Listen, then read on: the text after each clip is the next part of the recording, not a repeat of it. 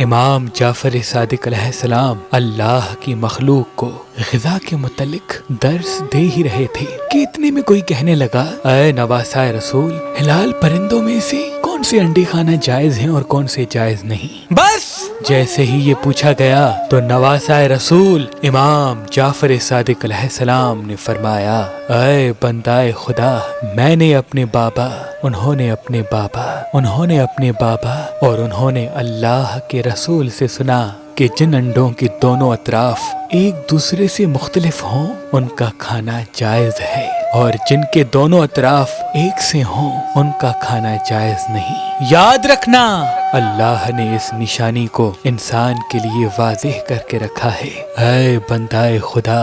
اس زمین پہ ان قریب ایک زمانہ ایسا آئے گا جب انسانوں کی بیماری کی وجہ غلط انڈے کھانا ہوگی۔ وہ انڈے شفا سمجھ کے کھائیں گے، لیکن کچھ انسانوں کی ہوس اور لالچ کی وجہ سے انڈوں میں ملاوٹ اور زہر کو ملایا جائے گا، اور یوں انسان اپنے ہی ہاتھوں سے بیماری کو خرید لے گا، بیماری کو خرید لے گا، بیماری کو خرید لے گا۔